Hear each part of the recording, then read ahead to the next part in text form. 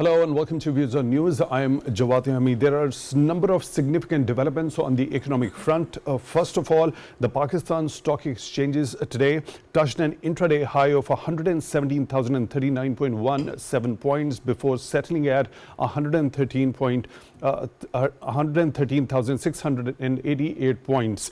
Also, we saw that State Bank of Pakistan cut the policy rate by 200 basis points, which stand now at 13% from 15%. This is the fifth consecutive policy rate cut in a year by the State Bank of Pakistan.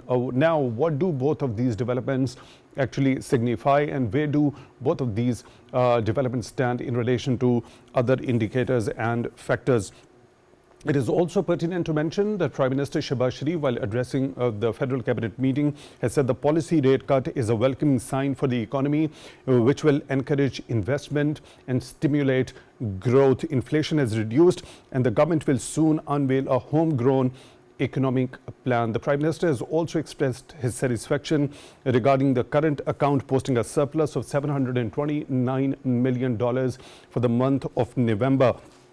Also, Information Minister Ataullah Tarid, while speaking at the National Assembly, has said that the government's efforts have successfully put the economy on the right track. All these important developments are for discussion in today's show. For that, we are honored to be joined in the studio by Mr. Faad Waheed, former Senior Vice President, Islamabad Chamber of Commerce and Industry. Mr. Waheed, thank you very much for your time, for being with us on the show tonight. Really appreciate that. In the studio, we are also honored to have been joined by Mr. Humayun Iqbal Shami, President, Pakistan Economic Forum. Mr. Shami, thank you very much for your time, also for being with us on the show tonight. Really appreciate that. We are also honored to have been joined on the phone line by Mr. Shikoh Atif, Senior Economist. Mr. Atif, thank you very much for your time, also for being with us on the show tonight. I really appreciate that. Let me begin the discussion with you, Mr. Waheed. Let's talk about this particular bullish trend, a continuous bullish trend in the recent past at the Pakistan stock exchanges. Every now and then, after 1 or 2 days, we get to listen that it has touched the record high. Today, it touched the record high, but came back again. There was intense profit taking also. I'll come to that factor also. So what are those factors that have actually contributed over this particular span of time in the recent past up till today for this particular bullish trend at PSX? Jawad, I think the most important part in the entire statement is the recent past. The past 8 months have been very staggering and very hard for the Pakistani economy. But at the same time, we see a lot of stabilization in the economic sectors. When I talk about stability, this is where the investor gains his confidence, and the businessman sees that, there's something stable, so he puts in more money, there's more money to invest. Similar is the case with the stock exchange. When the stock exchange rises, you actually see the investor confidence in this. Me saying that also indicates that there's a lot of foreign direct investment that's been directed to Pakistan. There's a lot of attention that Pakistan has gained over this last year. Similarly, hosting of the SEO summit. Similarly, recent visit of the Prime Minister of Malaysia with the business delegation, now Tajikistan. So it's showing the economy is showing a lot of good signs, positive signs of recovery. And also, when I say this, inflation has been in control, which is a very beautiful thing. So when inflation is controlled, the monetary policy is already 200 basis points. It was discussed yesterday, and that's also another sign. We're on a continuous path of recovery. So I think this is the most suitable time for investors to venture in and put in more money in the markets, I would say. And this talks also show that Pakistan is gaining confidence, not just in Pakistan, but also outside Pakistan. Right. Mr. Shami, what's your understanding? This particular bullish trend, as we have already discussed this a number of times with you also. So this continues to grow. We've already had your forecast regarding as to what time span do you think it might touch around 200,000 points, but it is 117 points already there, quite a significant leap, don't you think so? When it touched 50,000, one channel I said it will go to 150,000. So now it's almost very near to 150,000. Actually, there are many issues. First thing is this, that obviously this stock exchange is considered as a barometer. If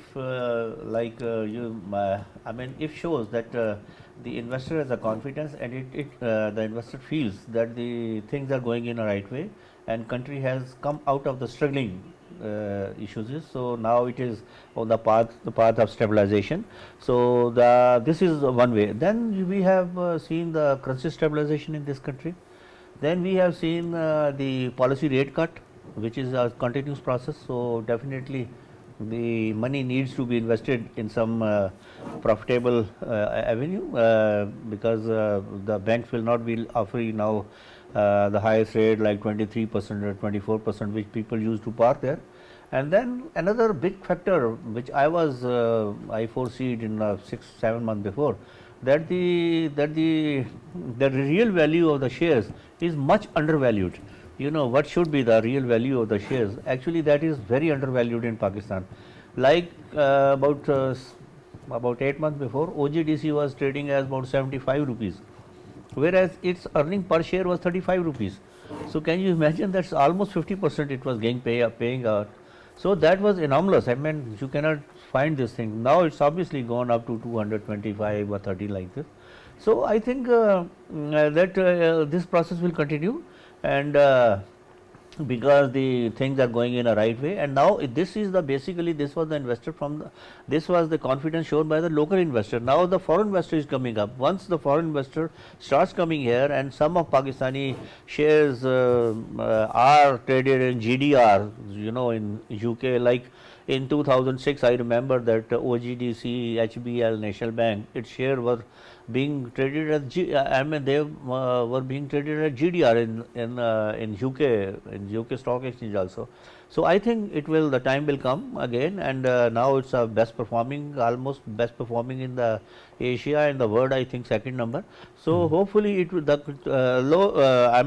whereas this is today it was little lower, but this is part of that, because this is in the way, you know, they make money, you know, by to create a dip and then you buy it. So it's nothing to worry, but it will continue, and hopefully I think so. What people were expecting that it will go about by all the economic people were saying that 150 will touch by 30th June 2025, but I think it is coming up in this year. So I think the things are going in a right way. I mean, provided it remains same, the policies remain same, and the political, you know, things are settled down, and nothing, you know. Political stability is of very, very, very important. Very much important. But at least the policies should sustain. So the continuity of the policies that very important, because I am I give example of Japan. You know, in Japan, if you look at the change of government, almost one government only continue for about 1 year. You know, the average there but there, you know, Japan is a 4th biggest economy. Why? Because the policies do not change. So they don't change the policies. So that is very important. So now with the help of SIFC also has played a big role, I will say, because they ensured them that the policies will not change with any change in the government or in the political setup.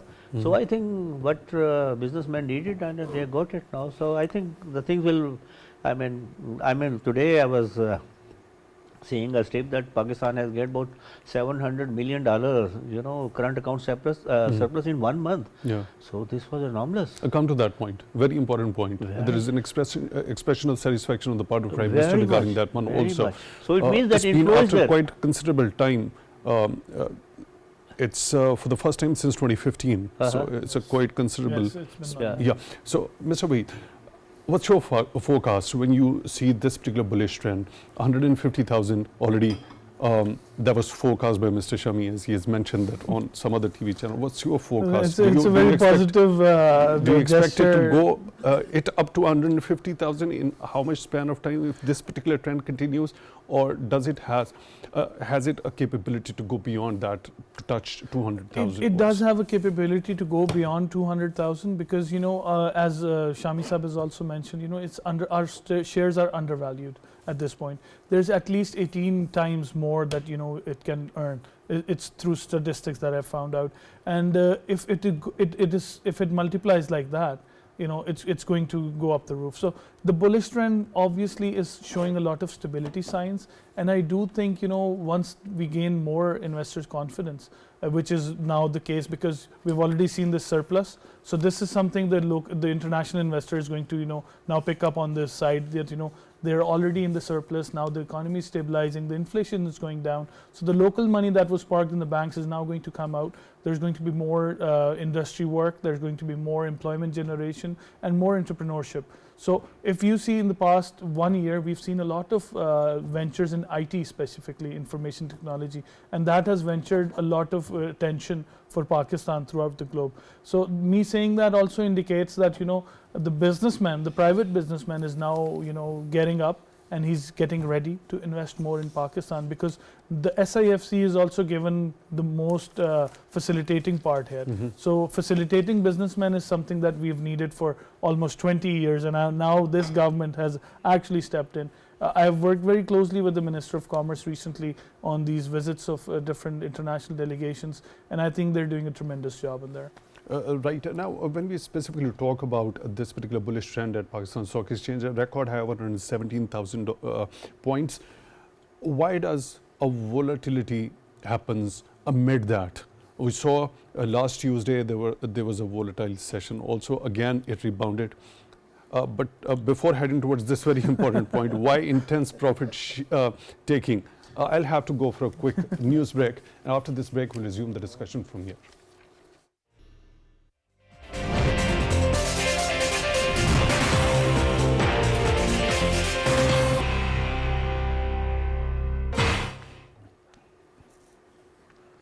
Welcome back to Views on News. In today's program, we are discussing some significant developments on the economic front, and in the studio we are joined by Mr. Faad Waheed and Mr. Humayun, Iqbal, Shami. Before going on the break, Mr. Waheed, I was asking you regarding to the volatility over there at Pakistan Stock Exchange amid this particular bullish trend. Last Tuesday, it was a complete volatile session on that particular day. Today, we saw it touched the record high of 117,000 points. And then came back to settle at 113. It was intense profit taking. Why so? Well, Jawad, there are two different factors to it, and they completely are in opposite directions. So the first factor is political instability. Whenever there is political instability, any kind of such event in Pakistan, we recently saw some political parties that were, not in favor of, I would say, prosperity, looking at the prosperity of Pakistan. But those were on the roads and, creating hurdles for the local government. So we have to understand these pressures also are a pressure to the investors as well. When they see, they're just like pigeons. The moment they see some kind of movement, they fly away with their capital. So that's when the flight of capital happens from the stock exchange, and usually it's perceived as a lot of profit taking. So that's one part of it. The other part that we've seen, today and yesterday and today. So is it only perceived as profit taking, or is it actually the profit? It is perceived as profit taking, but at the same time, this is a money game, right? Yeah. This is a mini market. It's called the money market as well. The stock exchange, there's a segment of it. It's called the money market. It's where the money is staying for a little period. But there is definitely, there's investors' interest in this. So sometimes an investor would invest for a certain stock for a certain time limit, and if he sees the stock dropping, he's going to take out his capital. There's another way around as well. It's called hedging. So that's another way to hedge your funds. So the other part that I want to touch is, the cut of interest rates. When there's cut in interest rates, people bring out their capital from this part and invest into something else. So recently, when we saw, from coming down from 23% of monetary policy rate to 12%, it's 11% of downfall for a person who's parked his money in the bank. So now that person is going to use that money, maybe put it in industry, buy some real estate, something that's going to appreciate more than how much he was keeping in the bank. So these are the two major factors, but the political instability, it hits your stock exchange for a longer while, whereas this interest rate cut is temporary. So we will see this trend for another, I expect this to go for another week or so, and then it's going to stabilize. But I do still see the bullish trend of the stock market. Right. When we talk of those people who've been investing at the Pakistan Stock Exchange in various dimensions, what about the potential new investors? By looking at this particular bullish trend, don't you think it gives sort of a feeling among the potential new investors to bring in their capital as well? So are there any specific dimensions or areas to look into before coming in to invest at this particular time of bullish trend? I think, any time investing into a stock exchange anywhere in the world is the same. You need to know what the pros and cons of this business are, because every business holds its own problems and its own volatility. So stock exchange is something, it's immune to global trends as well. So if there's something happens in Russia, it's going to affect Pakistan. If there's something happen in the US, it's going to affect Pakistan stocks. So it's always correlated, it's always understood. But then again, you have to always look for the companies who are offering better rates and who are, usually in Pakistan, trading is being done on the blue chips. So all the blue chips are there, everybody's investing in those, but nobody's investing into new ventures. So that's where, if you say about, what's the top 25 companies of Pakistan that are best stocks, it would be the banks, because they're the ones who are milking money out of everyone. But then again, I would say, we have to do our research before we do any kind of business. It's the same with stock exchange, nothing different. Let me take this point to Mr. Shami. Mr. Shami, you expect it to touch to 150,000. Of course, that from that we understand you are for the expansion also, right? So can you identify those particular sectors for the potential new investors who are following this trend and are keen to invest and have that contribution in the expansion of Pakistan stock exchanges? First of all, I will like to add something what the first have said, that apart from the political stability, also there was, if you see, you told, you were asking about the particular question that why it dipped today, So that was one factor was there, that the people, the business community was expecting more drastic reduction in the interest rate, which they were expecting about 4 to 5%, but it only dropped for about 2%. So which was little less than their expectation. So this was one factor. But I personally feel that this is just and then while looking at some some event, the main players, they start playing, they start encashing their shares, so that they, while the dip come, they will rebuy. So it is a process. Stocks going up and bulls and bears, and this is a part of that. So one has to see what are the fundamentals. Fundamentals are very strong. That is one thing which is very strong. That is no issue.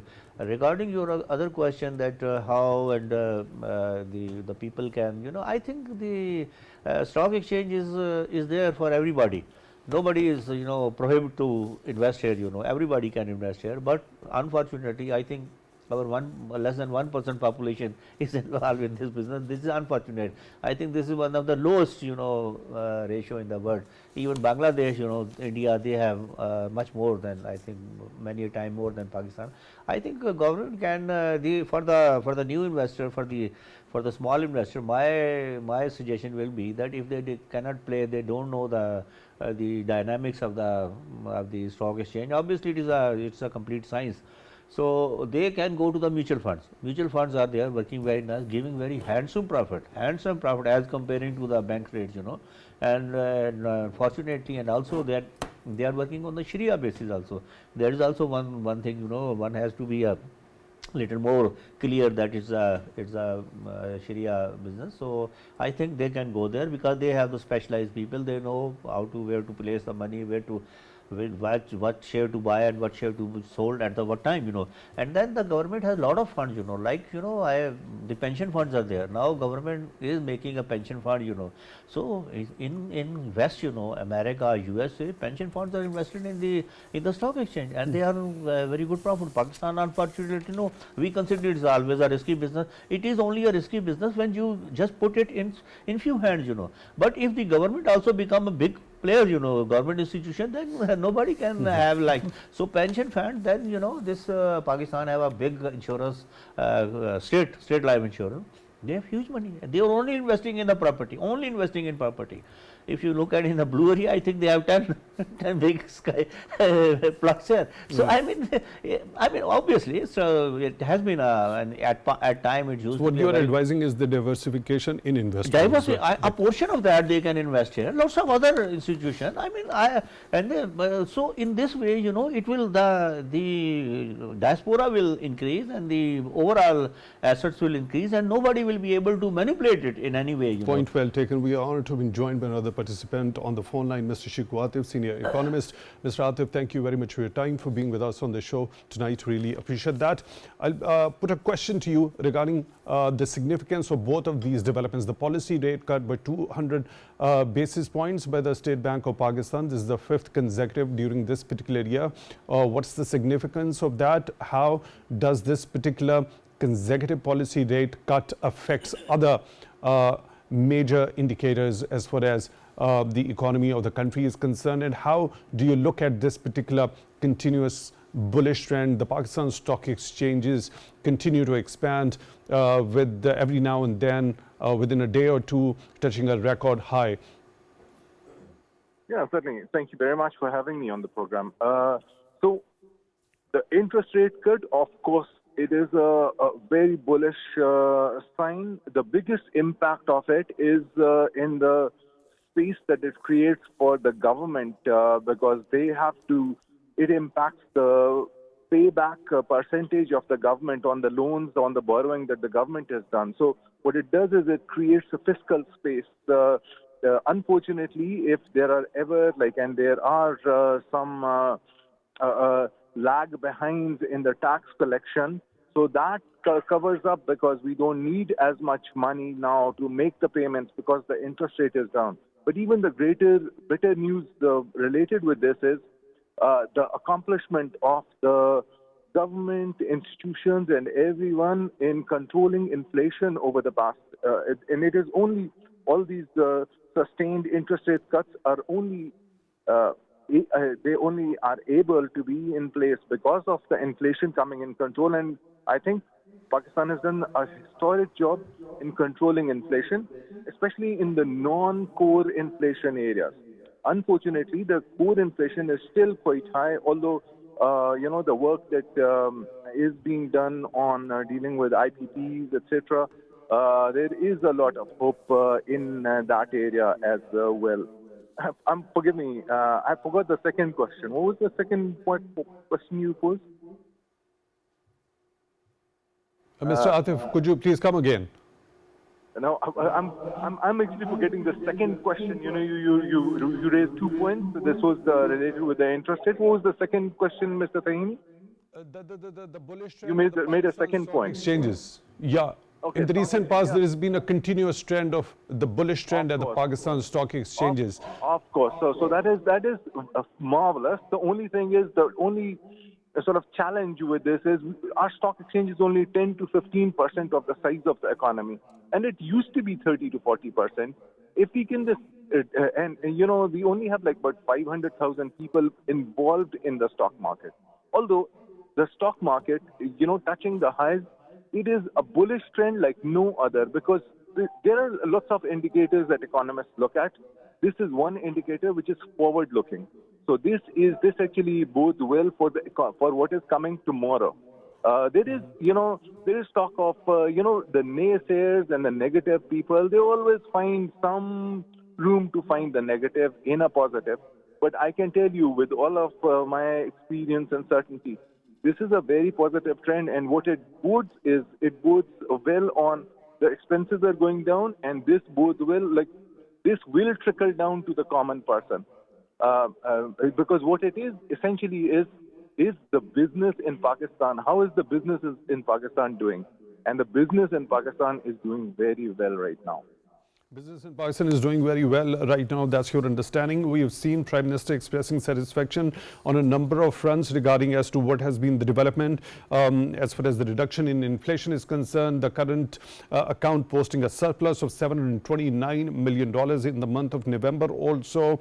And he has also specifically emphasized regarding as to promoting the domestic investment, and it will naturally lead the foreign investment to come in the country. What's required at this particular point in time in order to promote the domestic investment so that subsequently we can naturally have more of the foreign direct investment?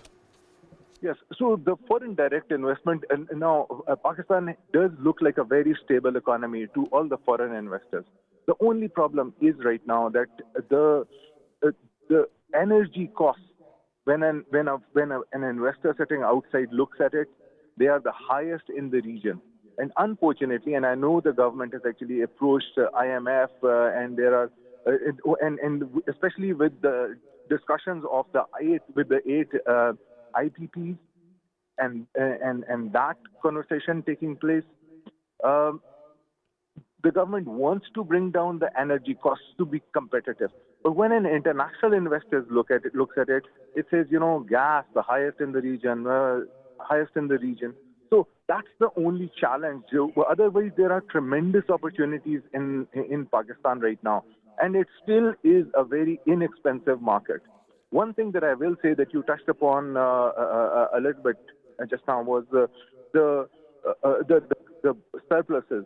One of the reasons for that is remittances. And through your program, I just want to say, there are actors and there are factors, people saying that, appealing to overseas Pakistanis and saying, don't send your remittances, etc. Please, please do not axe your own foot. And I'm addressing the overseas Pakistanis right now. These people, they ask you to burn your bills, your electricity bills, and go and stand in line to pay their own electricity bills. So please, I just wanted to implore people, our own Pakistani brothers and sisters abroad. Right, Mr. Shikoh Atif joining us on the phone line, senior economist. Thank you very much for being with us on the show tonight. Really appreciate that. Mr. Waheed, now, first of all, your understanding regarding as to what key areas do you also identify if when it comes to the expansion of Pakistan stock exchanges with the new potential investors coming in? I think mostly, the new generation that's looking into investing in the entrepreneurship areas is mostly in the information technology sector. And secondly, now, a lot of people have understood the little bit sciences of how the stock exchange works, how the economics actually work, the demand and supply. Similarly, a stock exchange is always a market-free economy. There's always supply, there's always demand, there's always a choice of buying what kind of shares you want. So yes, there has been new entries in this. New airlines are coming in, and I have seen a lot of car assemblies coming into Pakistan. So that is something that's going to be on the rise in Pakistan. Similarly, there's one area of agriculture which has been off the stock market, but I think that is something that's going to come up very soon, because a lot of companies are investing in Pakistan in just agriculture. So I do see those companies coming as registering in stock exchange. The other part in stock exchange is also the REITs, the real estate investment trusts. So that is another part that has just come into play in Pakistan. So this is new, and a lot of investment has been attracted. How through crucial that. is promoting domestic investment in order to attract the foreign direct investment? Well, of course, it's the most made important thing by the Prime Minister himself. So the Prime Minister is rightly saying this, we have to actually boost the local Pakistanis, local investors. Only then we can afford to bring in the FDIs. So the invention, and I would say the invention of SIFC has been very instrumental in that. The other part I would like to say, is important to mention here that when the local investor is happy with his investment, which is right now the case in Pakistan, you'll attract foreign direct investment. So that is important, and I would say the utmost thing is facilitation of this businessman that is bringing in more foreign direct investment. Whenever you go for an outlook, whenever you go to another country to showcase about Pakistan, the first question is going to be political stability. So here I talk about the charter of economy in Pakistan, because a lot of political players, when they're involved in decision making, they do not make the right decision. Too many cooks don't cook it right. So that's the policy we have to adopt. We have to come to a policy of at least 10 years, a vision of at least 2035.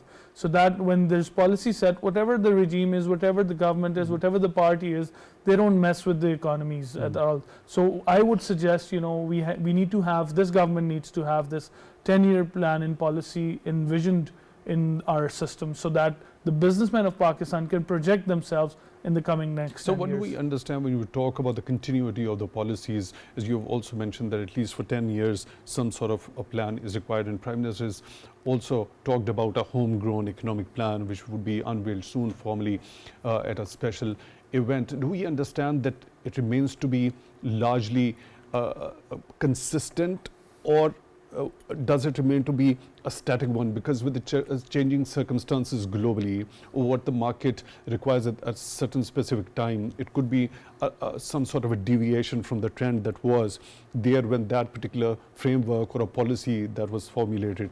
So do we understand that it remains largely a static, or is there any sort of a room when we talk about the continuity of a policy to bring in newer changes as per the requirement? See, Jawad, economics has been stable forever. So that is there are going to be some fundamentals that are going to be there forever, but there are going to be changes in decisions. So similarly, if you see the past trend of especially information technology that I'm reprising again and again, we've seen a lot of interest in the past 3 years. So that seems we need to be more prepared than we were. So we would have attracted more investment. Similarly, if we talk about different economies, so now agriculture is a part, is that, the world is coming towards it. After Corona, we all developed this after COVID-19, we developed this instinct that food security is something very important. So we need to have these policies, but mind you, these are short-term policy changes. But the long-term policy has to be there. There has to be a policy that dictates how the economics is going to work for Pakistan. Similarly, there was just a talk about remittances. So there has to be policy for foreign remitters, all our Pakistani diaspora throughout the world. They have to understand that Pakistan also thrives with them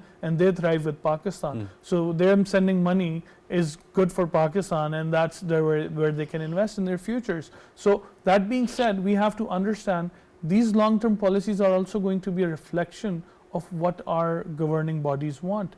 Similarly, if I talk about this particular party, PLMNN, in the past 2.5 years, we've seen a lot of stability in their decisions, which has brought us to this point where the inflation is under control, where the dollar rate is under control, where there is foreign direct investment coming into Pakistan, where there is local confidence. So all the economic indicators are positive at this point. So this shows stability, and this stability is actually the part where the first question was, why the market is bullish.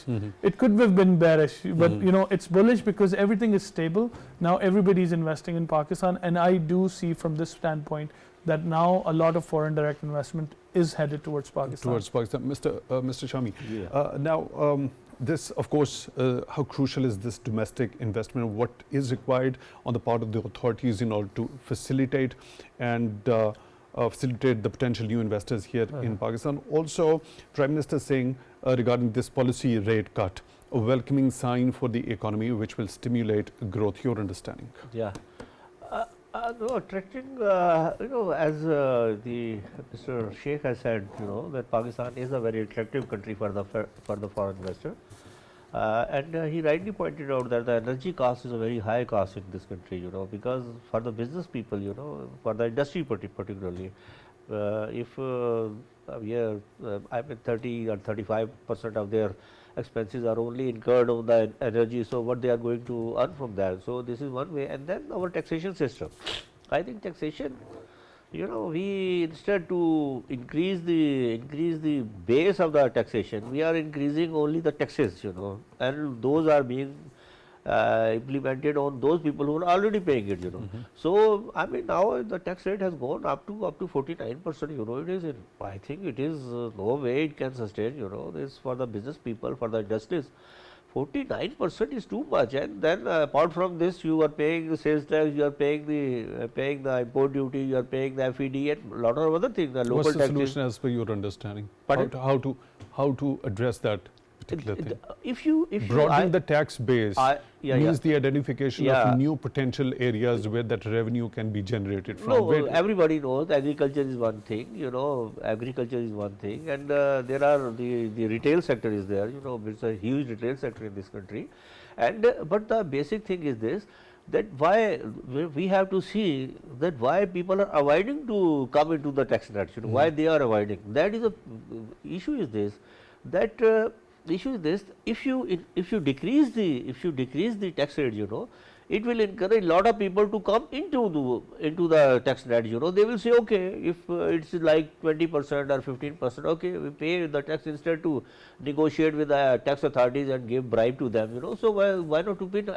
I mean, in everywhere, our tax rates are very high, like 17-18% sale tax and the income tax like 49%. So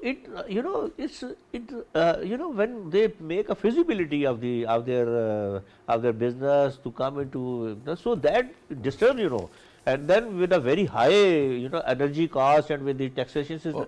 So it's a taxation system, taxes have to be reduced. I think the highest tax rate in any case should not be more than 20%. What about the energy costs? Energy What's the alternative? The alternative, If that is, as you mentioned, that it costs around 30%. almost 30-35%. Okay, so what's the solution? Solution, though actually basically there have been, there were mistakes, we have to accept there were mistakes in the past while planning for the energy area, and now our installed capacity is about 40,000, and in the winter we are consuming about 10 or 12,000. So industries, what they were presuming that industry will come here, but industry is not coming up because due to the energy cost. So if you decrease the energy cost, you more and more, and it will attract more and more industry to come here, and then then it will once you more consumption, more demand is there for the energy, then obviously our what's the fixed cost will decrease. So it will reduce the tax rate, it will definitely reduce the energy cost in Pakistan. So it will be helpful. So it will be a win-win situation. But it cannot be done in I think in 1 month or 2 months. It will take time, and then the government is negotiating with IPPs like that for the fixed cost. I think if only the fixed cost is reduced and they are allowed to make their saying to sell their product on the now the government is only the buyer. So if they are made market based, I think that can also reduce the waste. And then one another factor which I have been saying lots of time, that instead to go for the privatization of the distribution authorities, distribution companies, because this privatization of the distribution companies is a very long process. It might take about 10 to 12 years, which Pakistan cannot afford. So instead to do that, they should be given to the provinces, that they should run it. Government should sell the power at the fixed level, and then they buy, then they get the money, and then they are allowed to do, because major dent in this is in the provinces, because the federal government doesn't have any writ to recover those losses from the provinces, because in provinces the police is under the provincial government, and even the revenue department goes up to the patwari in the gaon level. He also is there, is answerable to the provincial government. So if they do it, and immediately, and not only this will happen, that rather we are in this budget, if you go to the budget details, about 1400 billion rupees have been allocated for this for the distribution losses. Your point is well taken. Unfortunately, we are short of time. Okay. The responsibility of the provinces increases manifold That when it comes to addressing this particular problem. can solve a bit. That can solve an issue immediately. Right, This is my Mr. point. Waheed, when it comes to the energy costs, how big a concern for the investors is this? How could it be addressed? What are the alternatives? Well, energy is the most important component of anything, and it is true it's about 30 to 35%, but if you also see the positive side today, that we recently, so this month, November, we exported about 700 million, so in surplus. So we were in surplus. And how does that happen? We're in stability area. We're still stable. So there's not a lot of problem, but there is problem. I'm not saying there's no problem. There is problems, but due to stability, we're mitigating those. But the other side of this is, alternative energy. We need to go to wind. We need to go to solar. We need to explore these options, because Pakistan has been very late in, making these decisions in energy sector. So that being said, we have to understand the dynamics of Pakistan. We do have installed capacities of more than about 40,000 today, but the usability of that is not, it's dysfunctional, because it is there, but you can't use it because it's too expensive. So you don't want to use it, so you don't want to invest into it. So the other part is now you install solar systems and stuff. So the government has to be now more proactive in this approach, where they give more incentives to people who would invest in that kind of energy. And we haven't seen that though. In the past 2 and 3 years, we haven't seen that though. But we do expect, we do understand. But there was a talk of a solarization drive. Yes. The Prime Minister. Yes, but the Shehbaz buyback Sharif. policy of the solar is still not upgraded. It's still rupees 19 versus buying a unit for 63 rupees. So there's a lot of difference in there. I think this can be easily done because a lot of people are going on solar using alternate energy, and that's where the government needs to now park their money in. They need to park their money towards where the prosperity is, and that's towards alternative energy and consuming, better energy. Mr. Faad Waheed, former Senior Vice President at Islamabad Chamber of Commerce and Industry, thank you very much for taking time out for Views on News tonight. Really appreciate that. Mr. Humayun, Iqbal, Shami, President Pakistan Economic Forum, thank you very much for your insightful discussion also here at the show today. Really appreciate that. With that, we come to the end of today's episode. Till the next one, take good care of yourselves.